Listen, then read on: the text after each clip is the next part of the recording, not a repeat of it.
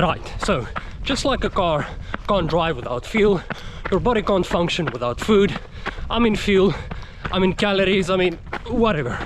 To run longer and faster, you need to eat more. Fueling is a massive buzzword in the running world.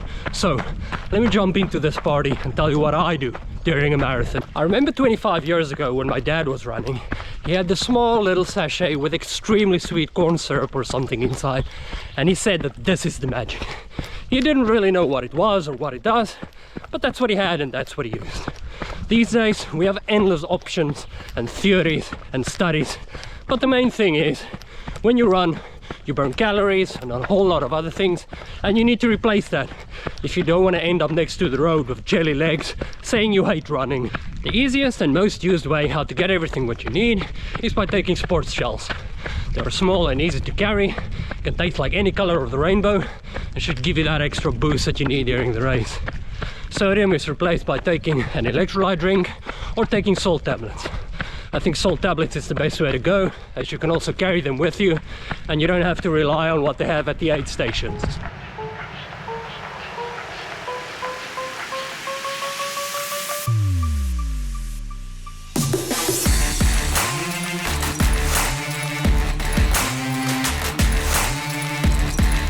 So, what will be my fueling plan for the marathon?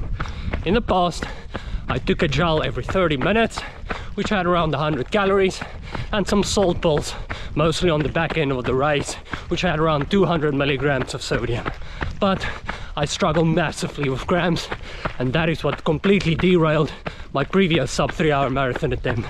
So this year, I'm ramping that up massively.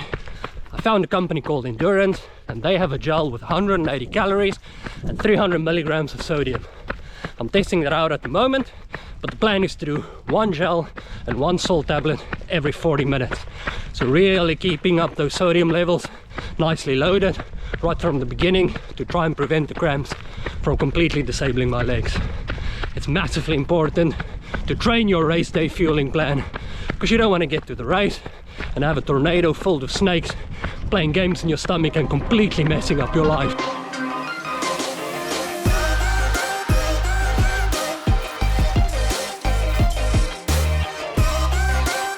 I think my stomach is lined with rhino skin, because I've never really had any stomach problems when taking gels or anything like that.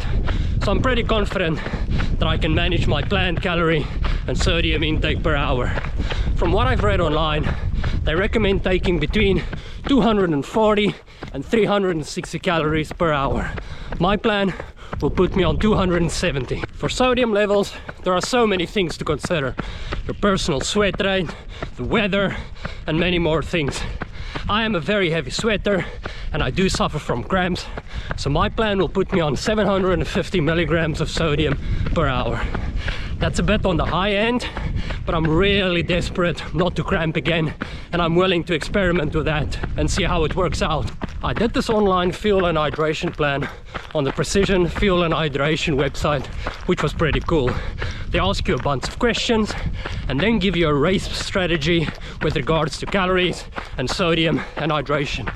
They also have a bunch more information on there, and I think it's really interesting, so go and check it out.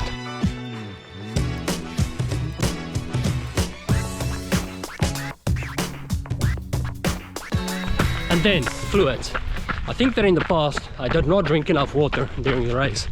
Running 4 minutes and 15 seconds per kilometer, trying to get a cup of water and actually drinking everything, it's a bit tricky.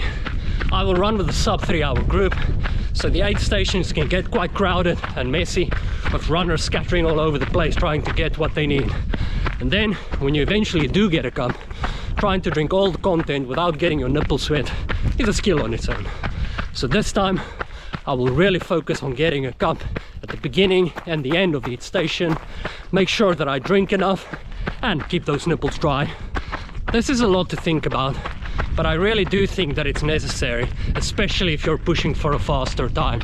You spend months and months training, so you can't allow that something as simple and stupid as salt completely destroy your ultimate goal. So find out what works for you, test it out in training, and when race day comes around, everything is dialed in. You can let loose and set the streets on fire.